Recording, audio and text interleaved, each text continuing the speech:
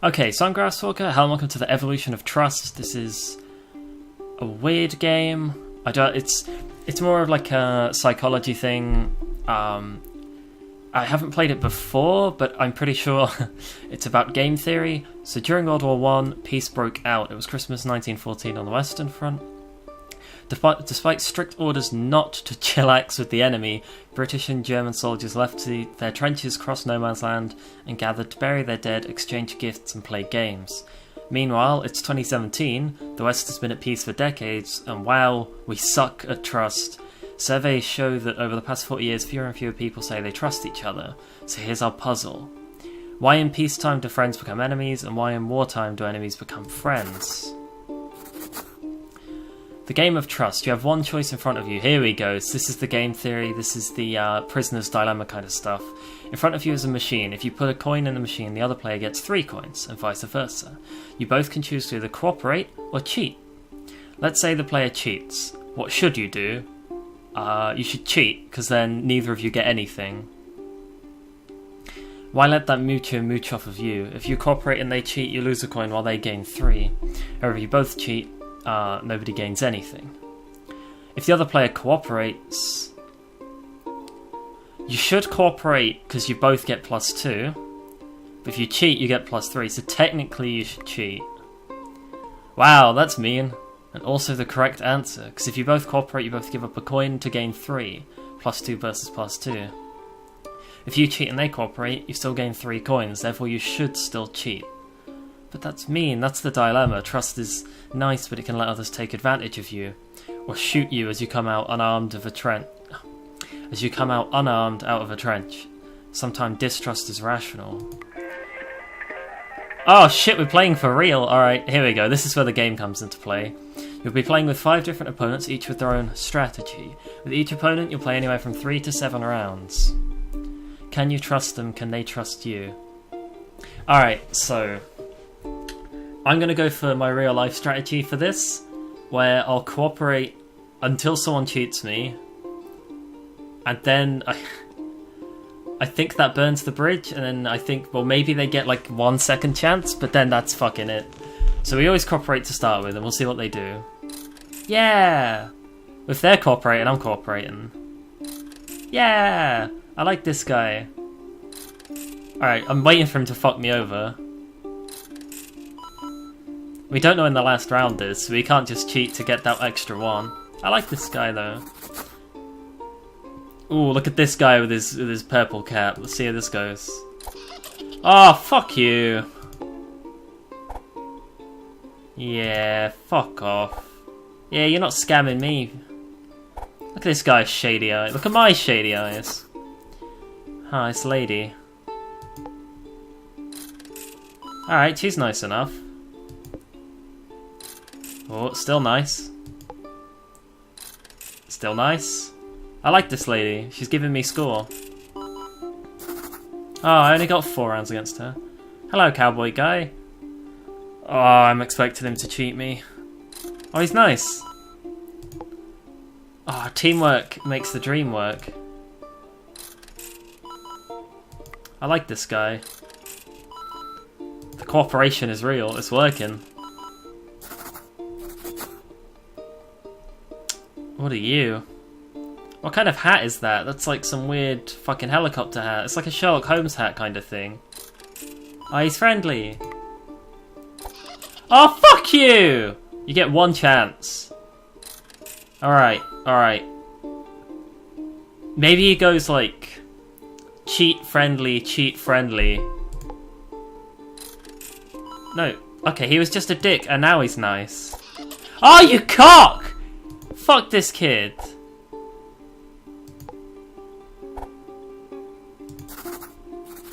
Oh, I don't like that guy.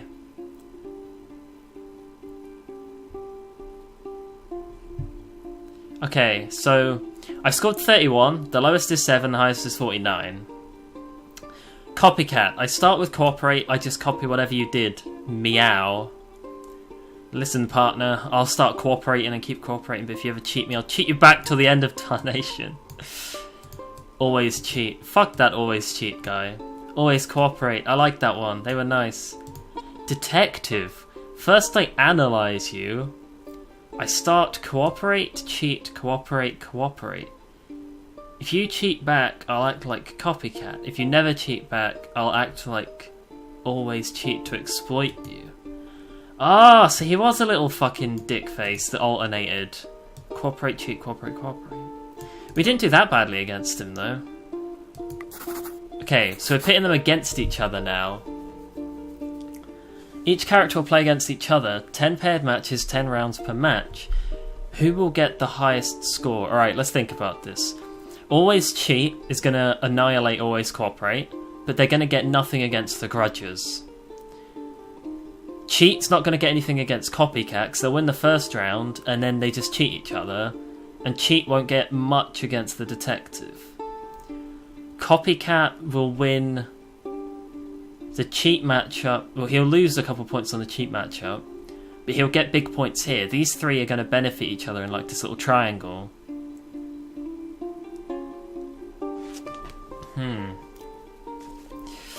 The detective has weird AI, so the detective's going to exploit the cooperates, but once they cheat the grudges, they're going to get nothing. They're not going to get anything from the cheaters because they do 3 or 4 cooperates.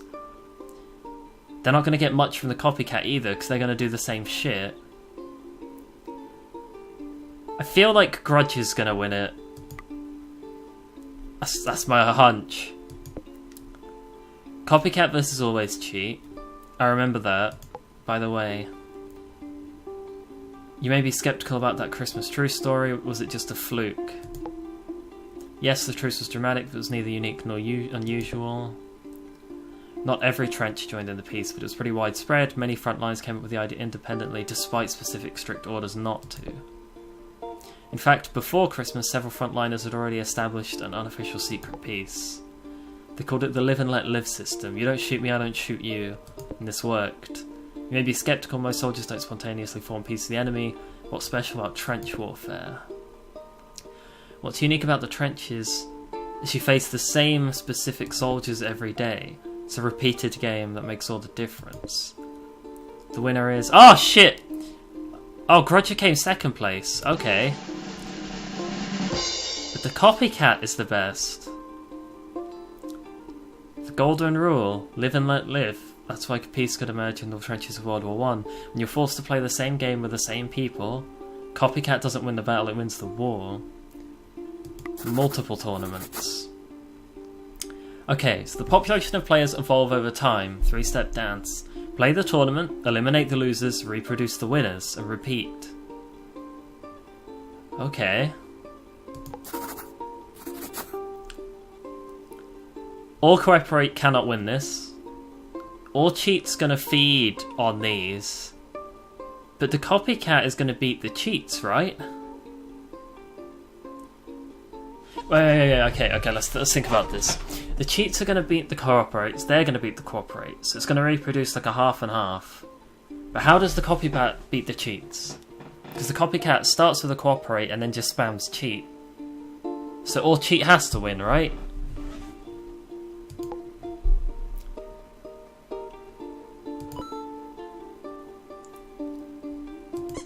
Alright, there go those.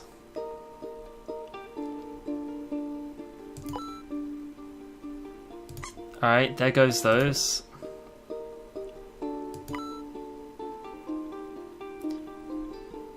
Okay. So they're gone. That's what we knew was gonna happen. Oh, they get points with each other! Oh, fuck! I forgot! Because they play everybody. They play everybody in the tournament. This one little blue guy plays everybody on the map, so he gets points from the cooperates, and then the cheats get some from him, but not enough to be relevant. The copycats are nice, but they're not naive. By copying the other players' moves, copycat can play nice with each other, whilst always cheats just cheat themselves. Not only that, but it means copycat can give always cheat a taste of their own medicine. And then they're gone. Look at that. As a result, copycat inherits the earth. In the short one, you were right, always cheat won the first few rounds, but in the end, its exploitedness was its downfall. We're punished by our own sins, not for them. The result is similar if you put the Grudger and the detective back into the game. Whoa! I was not ready for... Oh, the Grudger survived, look! Oh no, he immediately died. A few Grudgers may stick around, because when all players except Grudger and Copycat eliminated, the two tie. It seems like the math of the game theory is telling us something. Copycat's philosophy, do unto others as you'd have them do unto you, is not only the moral truth, but also mathematical truth. Look around, the world's full of total jerkwads. If Copycat is the strategy in this repeated game of trust that's so powerful that even soldiers in World War One trenches independently evolved a similar strategy, why then are people so untrusting? Why are there so many untrusting, untrustworthy people? Repeated game of trust, okay.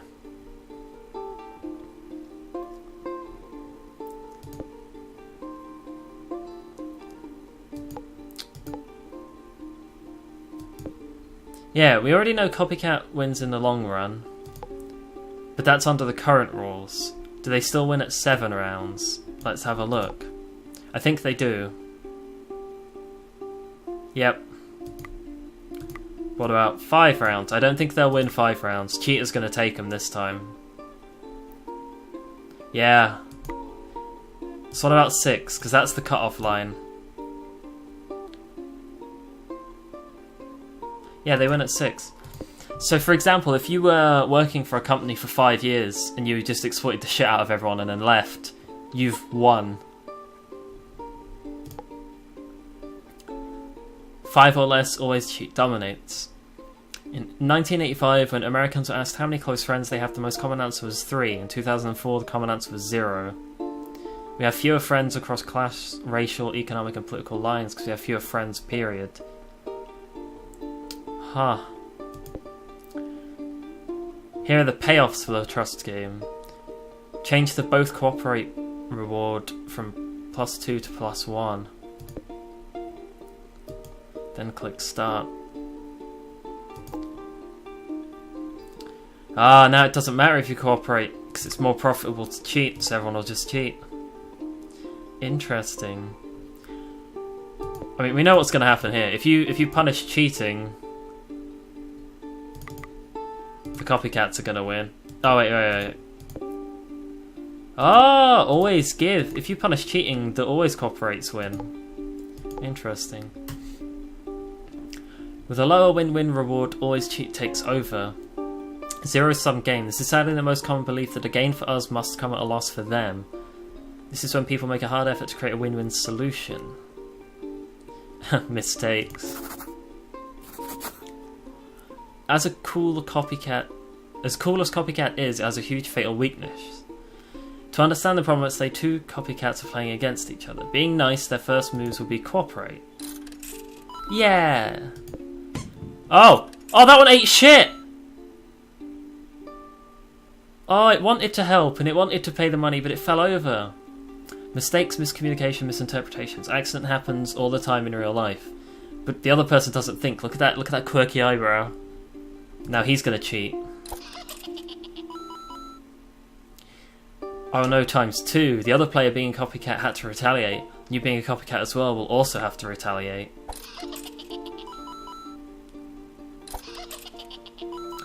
Like the Hatfields and the McCoys, these 2 copycats will spiral into an endless cycle of vengeance. Let's meet some new faces, or hats. Anyway, Copy Kitten. Hello, I'm like Copycat, except I cheat back only after you cheat me twice in a row. After all, the first one could be a mistake. Purr. Simpleton. Hi, I start, try, cooperate. If you cooperate back, I do same thing as last move, even if mistake. If you cheat back, I do opposite thing as last move, even if mistake. Jesus, what the fuck? That's not simple at all. Random. Monkey Robot Ninja Pizza Tacos. Lol, I'm so random. Holds up Spork. Just plays cheat or cooperate randomly with a 50-50 chance. Oh, dick move, random. Let's start with a dozen always cooperates versus our old winner, the fair copycat. 3 new characters, the forgiving copy kitten, the dull simpleton, and the silly random. In each round, they have a 5% chance of making a mistake. Well, the forgiveness thing is big in this, right? So it's going to be the copy kitten. Step. The random scored quite well. Step. Okay, so all of the... See, if you always cooperate, you always lose.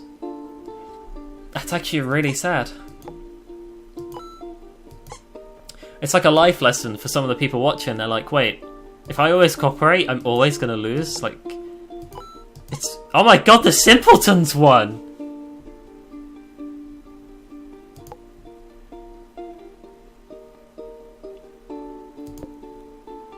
Your bet was close, but no cigar.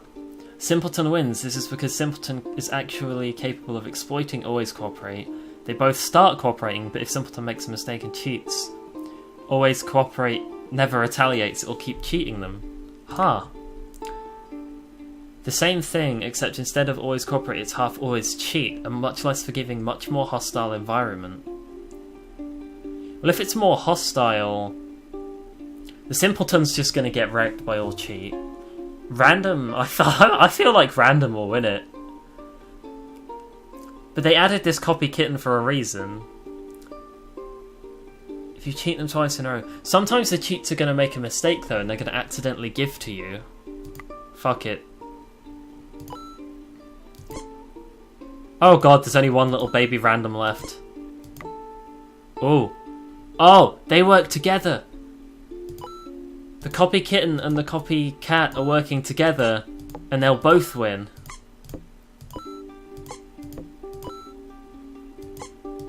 Wait, how is the copy kitten beating the copy cat?